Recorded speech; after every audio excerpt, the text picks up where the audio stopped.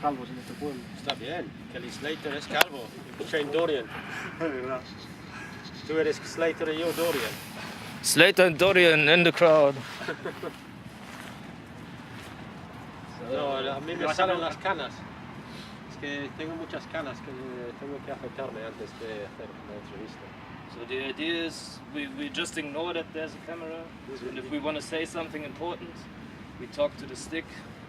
But we actually talking to each other, but trying to do the selfie shit with the stick. Ah, so it's just like we're filming a conversation between us. Yeah, like yeah, we're just filming conversation. Cool. This is the talking stick.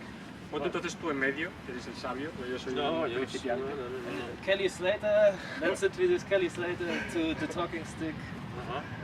Hello, Kelly Slater. Hi. What's your name? Shane Dorian. Shane Dorian. And my name is Mr. Invisible. And yeah, The reason I said that was because we're both bald, and the best surfers in the world, we're all bald.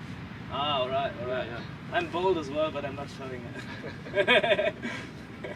I just have this little rat tail here, that's all. Yeah, I just met Tony here this morning because there were good waves, and as usual, Tony's phone gets ringing when there are waves. Bigger than 3 meters, so... Yeah, normally... You wanna take What? this? Oh yeah, well, I don't know. What the phone? Yeah, well normally my phone I don't. As you know, I don't have. You want a tea as well? No, I'm okay. But this phone, well, it can go for weeks and it doesn't ring at all. I've got no friends, and then as soon as there's a swell, it just doesn't stop ringing. And it goes. It's bright red. Yeah, you're the surf Some scientist. people love me for my information. They don't want to be my friend. They just want information. Yeah, I hope they pay it. Yeah, I wish they would. I would do like a pay by second, you know, every 20 seconds, 1 to 10 euros, depends how good the friends are. Right. Anyway, what do you want to talk about? Actually, I want to do a little clip for my 3 Friends Week sports crew. You met them a couple of years ago when we were here having an interview with you. I should turn the talking stick. And yeah, I just want to do this clip for my friends. And last time we talked about all your projects already, and I still want to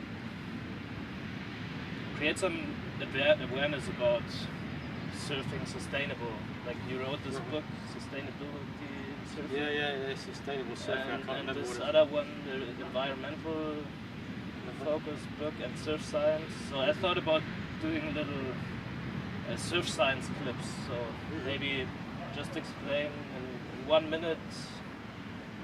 Everything about surf. No, some short, detailed information that we can. Yeah. put out. Well, as far well, I can tell you what I've been doing recently. Because last time I saw you, which was I saw you about a year and a half ago. But then when you came here and you did those interviews, was like, what was that? 4 years ago? 3, 4 years. 3 years ago. Well, since then I've been doing a lot more stuff with a bit of help from Patagonia.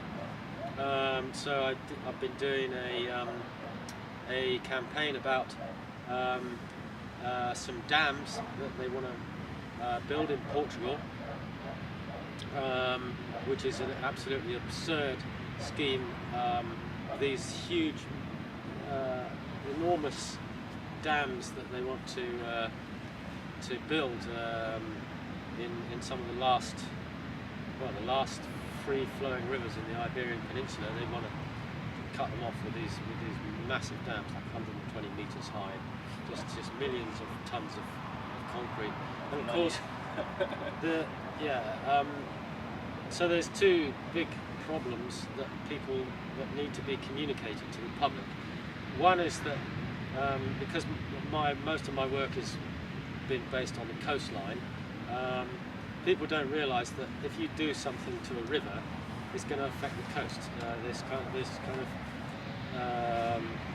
They don't understand the connection between the 2 things. You know, those guys up in the river, they just ride their canoes, and it's nothing to do with us. We You play on the also coastline. explain this in your book. What's the name of it? The environmental one? Where you talk about sea West level coastal rise. climates. Yeah. But I don't explain. The dams thing is a new thing, so I've only been doing that for about a year. So this is something I realised myself. And so this is one thing anyway. If you block a river, what you're going to do is block the sediment supply to the coastline. Javier is just standing there, he's not saying anything. I'm okay. I prepared something. I warned you already before. So if it's too much talking, I will stop you. Yeah, okay. I just explain this really quickly. Realize you can cut it off. I'll talk it short sentences so that you can. I'll pick out pieces. No worries. You can cut it. And if it's too much, I'm gonna do something. Yeah. You will see. Right. So let's start again. So if you block a river, people don't realise, but you're going to block the sediment supply to the coastline. And if you block the sediment supply to the coastline, especially now with global warming, sea level rise, increased storminess, you're going to get storms that are going to wash away the sediment from the beach, and then the fact that humans have put a blockage of the sediment supply to the coastline means that sediment is going to really struggle to recover. So that means the beach is going to erode, and it may not come back. Sand might not come back for a long time because of something that we've done. So that's a bit of a difficult concept to get through to people, especially surfers, because surfers, they play on the coastline. We just play on the coastline, and we've got nothing to do with those guys up in the river, and they just think, well, it can't be anything to do with that. But there's a connection. So that's one difficult thing. The other difficult thing to explain to people, which is a much bigger problem with dams and hydroelectric energy, is that people think that hydroelectric energy is environmentally friendly, because hydroelectric energy is clean and renewable, which it is, because it's clean because it doesn't emit CO2, and it's renewable because the river just flows and then it just keeps flowing, and it's not actually using up a finite resource like hydrocarbons. But the problem is, if you build a dam that's 120 meters high and it completely destroys an entire valley, and it inundates entire villages and hundreds or thousands of square meters of land, you're altering the ecosystem so much that the advantage of having a so-called clean energy supply is outweighed by the disadvantage of just completely destroying an entire ecosystem. So you're affecting the coast, like I just said, and you're also affecting all the fish that have to swim up the sea to put their eggs, to lay their eggs, and then lots of other things that we don't even understand. I have one citation in mind from the book Sustainable Surfing. I don't know if I get it together now, because I cited it in the internet on the video we did on you. It's something about being rock bottom until the rest of human minds, and you're also talking about this critical mass. Yeah. This is it's a long time ago I wrote that. let me think about it. Bottom up and top down. No. It was something kind of like.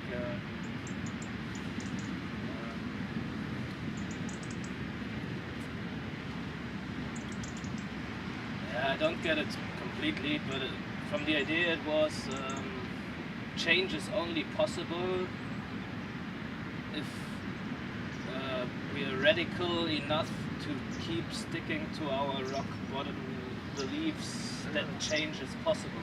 Yeah. Did I write that?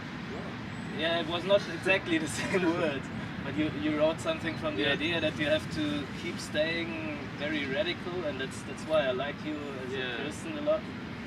What you said this morning, I'll ask you about that as well in a minute. Yeah. And it just a lot of these takes more time till the mainstream is realizing the idea of living sustainable, and that it's actually a lot of fun, and you don't fucking have to work anymore.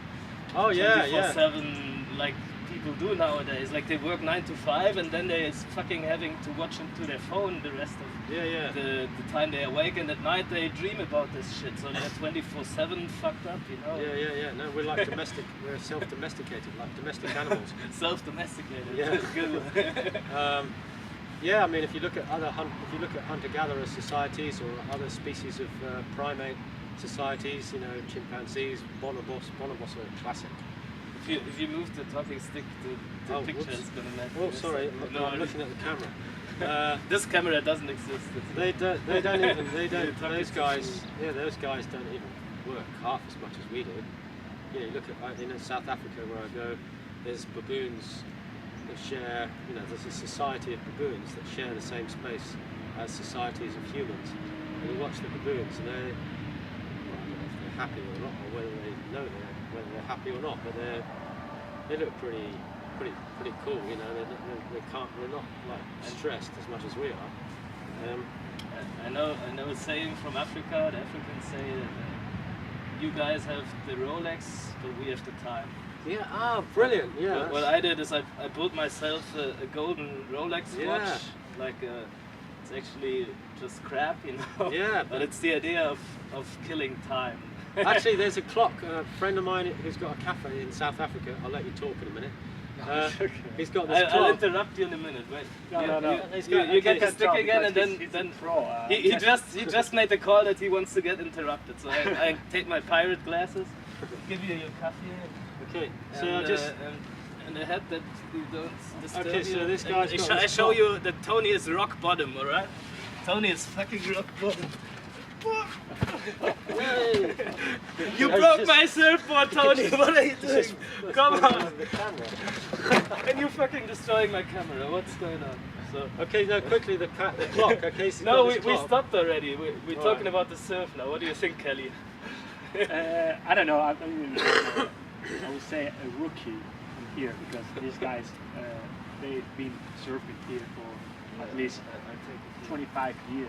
No, not that one. 10 years. 10 years. Yeah, but some of the guys who surf here, they've been surfing for 20 years. Oh, I've been surfing. Yeah. Not here at this spot. Yeah, not here. This is. Oh yeah, I've been surfing for 40 years. Yeah, here around. So for me, it's quite new. So for me, it's grateful to have these guys as to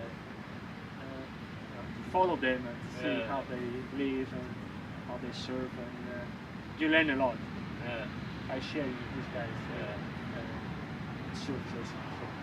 So it's really good. I just talked to this funny guy parking next to me who has the surf school here in Foz. Yeah. And he was so stoked that he said it's like fucking a supermodel, Yeah. like the wife of Cristiano Ronaldo, Irina. Yeah. But it's even better because you can go home after you changed, So he's gonna come tomorrow again and enjoy the next surf. It's amazing. I mean, surfing, what I feel when you surf, and then you get out of the water and you go to the city and you see all these people around shopping, or you feel like, oh, I've been surfing. All these guys, they feel here stuck. You feel like different, like here, and I don't know, proud of having been there. You don't understand why these people they don't do this, why they stay in their cities, in their houses for so much time, and it's Right, thank you, Tony. Close to nature. yeah. Yeah. And there was one thing I had a question about what you said this morning, because you said your wife just retired a day or two ago, Yesterday. and Is she? Yeah.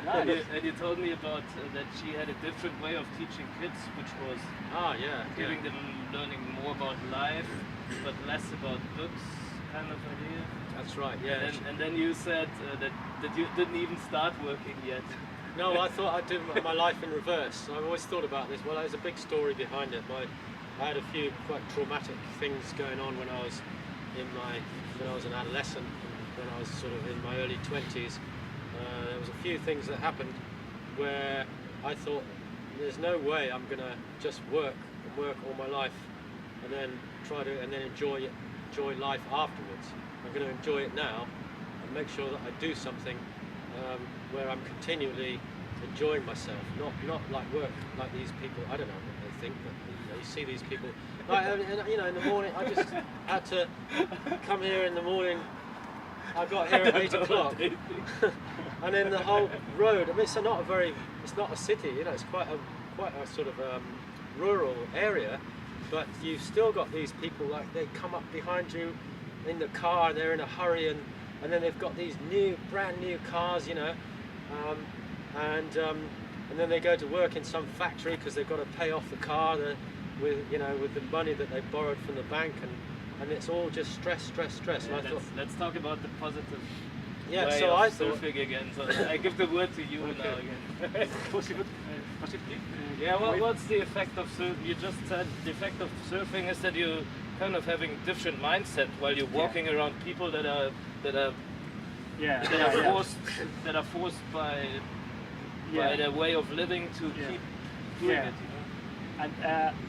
And I have another point of view about surfing. Is I feel it's very trendy now. The meditation thing. You know, people go to somewhere to meditate, to be within themselves.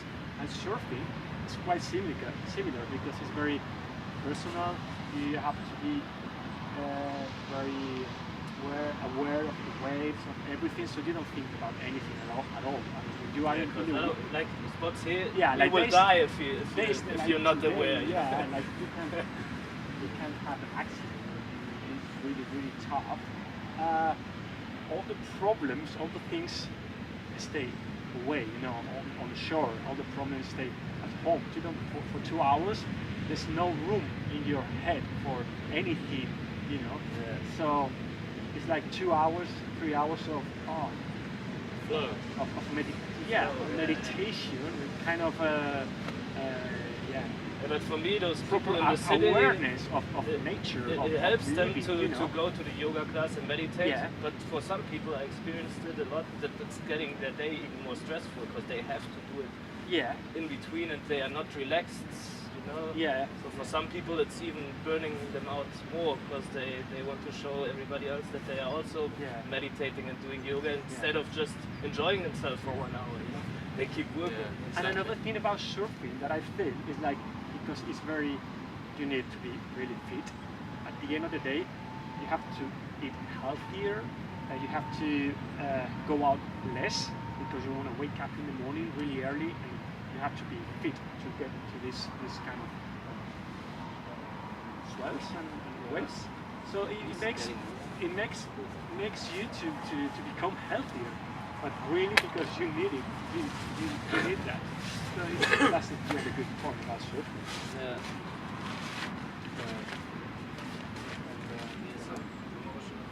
Best brand in the world. Read the book of the owner of Patagonia. It's really Matt, listen, I'm not doing any brand, you know. No, I'm just okay, making could be any- jokes about yeah. it. Well, listen, I went to this like You want a cookie or something? it was a Maybe I have workshop one. Yeah.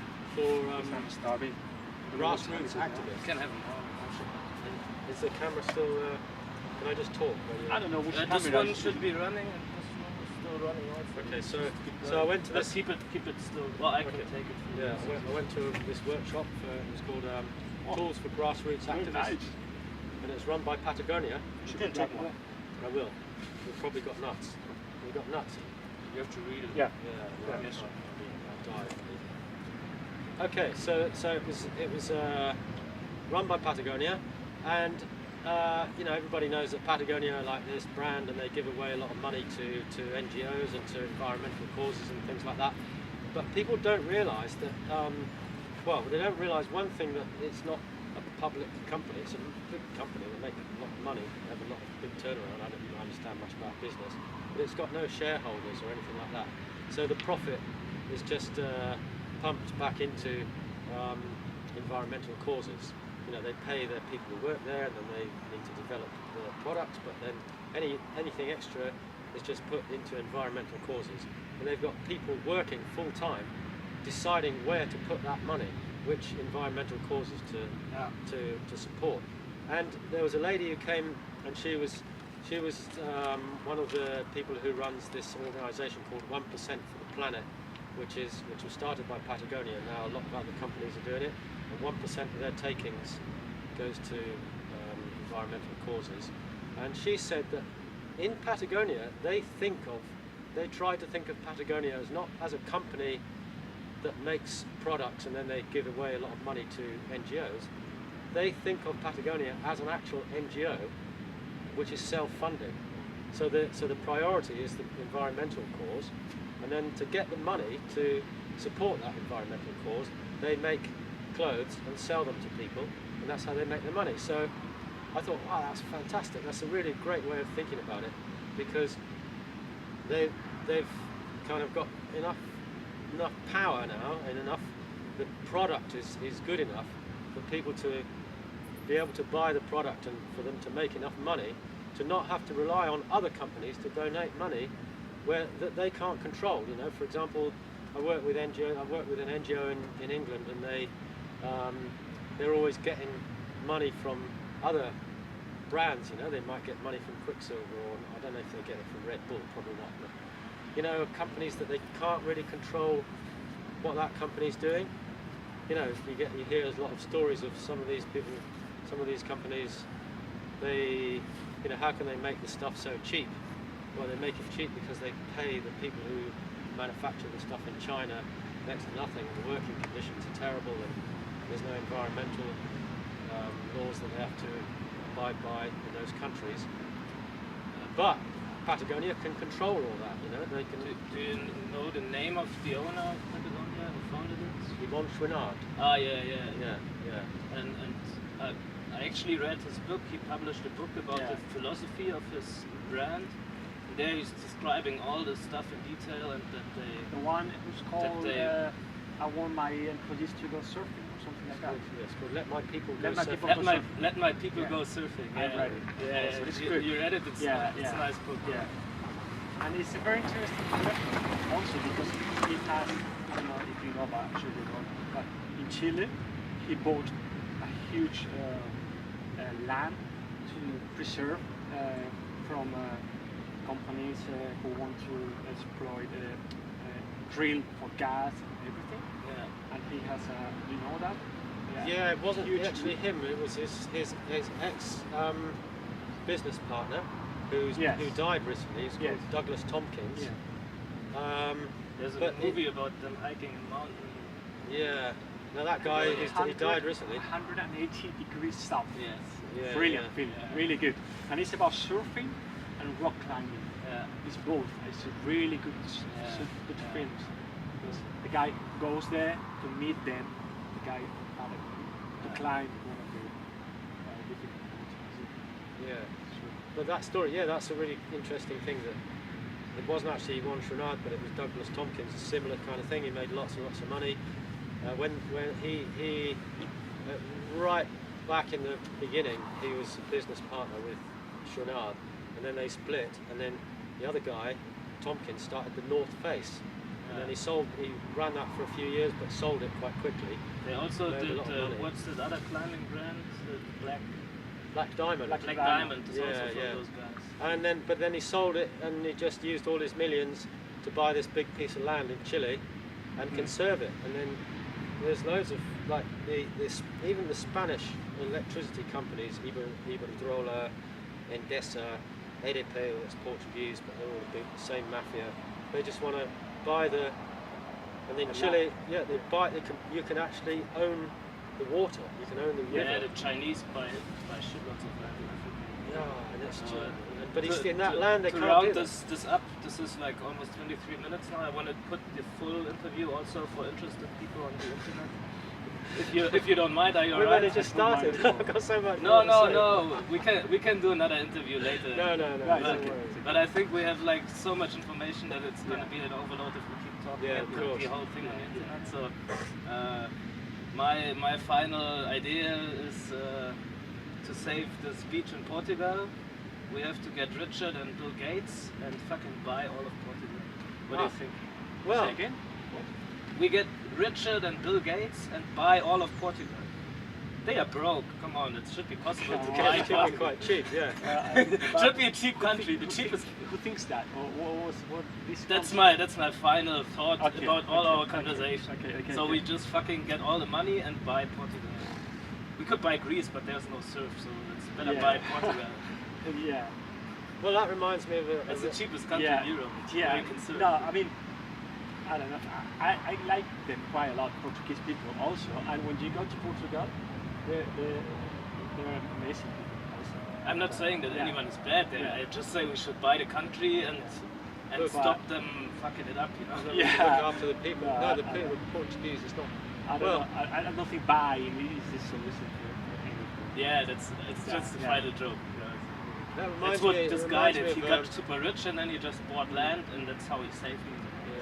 Reminds me of a letter that I read once from a Mexican,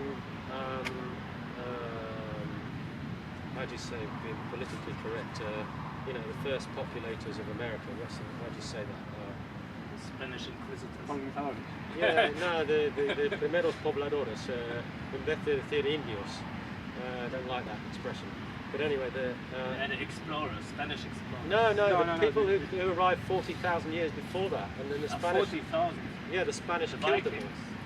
all. No, The they walked indigenous. across. The indigenous people. Yeah, indigenous. Well, the chief of one of the indigenous tribes of Mexico wrote this letter, and you know, it was published. It went around, went viral, as they say. It was really, it was no, it wasn't a letter. It was a speech that he made in the United Nations, and he said that it was something like that Europe needs to pay back the gold that it stole when Columbus arrived in America, because that's why they went to America, because they wanted to. Well, when they discovered there was gold in Colombia, you know, El Dorado and all that, then they all came over and they just killed all the locals and then stole all the gold, exactly like the Americans are doing with the Arabs stealing the oil. Well, so this guy, this was 500 years ago, and he said he calculated the interest, because you know you've got to put a little bit of interest on it, on the loan. So the loan was like, I don't know how much the gold was worth then, but then he just had this little compound interest calculation, and it just got, you know, millions of billions and trillions of euros, or whatever. And he said, well, if you just give me the whole of Europe, then we can call it quits, you know. I'm so fine. I don't want all of the earth money. Yeah. Just give me Europe. Yeah, and that'll be about half what you owe me, but that'll be fine. Just Yeah. So now talking about only Portugal. Come on, what is Portugal compared to Europe? It's like, Yeah, let's buy it. Let's buy it. Yeah, have All the right. cash. Yeah. all right. Thanks, Kelly Slater. No worries. What was your name again? Shane Dorian. Shane Dorian. Nice to meet you. See you Goodbye. around. Thank you. Bueno, guys. Okay, guys. I gotta go. Thank you very much. Yeah, it was funny. Yeah. I'll see you around and visiting my friends here every year or two. We'll be around. That's para Madrid, yeah. Sí. I don't know if I'm gonna leave now or even. I don't know what time it is now. I don't know if it's like midday or maybe it's too late to go out. 1:30. No, it's 1:30. I'm gonna drive down now. Madrid. Yeah, I have my brother and my nephew is living on there. And I haven't seen him. Yeah, so Christmas almost. Yeah. So I'm gonna drive down, maybe driving all the way up over 26. Sí, es probably un par de días. Te pongo un mensaje si quieres, si veo. Hola, si quieres hacer la hostia, 5 horas. No, sí, bueno, ya he visto la previsión de lo que va a hacer. No, el lunes están algo, pero Nada, ya se se mete un poco de nordeste y luego el mar se orienta muy del oeste. Habrá que ir a Ferrol. Sí, Para final. sí. Me dicen que. Portugal. No, Compramos. en Miño. Se va a ir. Vai a Galicia de Galicia. En Miño hay una izquierda. ¿Conoces a Sam? Sam, que es inglés. Bueno. Dice que está bien, que está rompiendo bien. Sí, luego conoces a uno que es alemán, que viene aquí, Sí. Mickey Moore. Sí. Pues él también vive, bueno, no, vive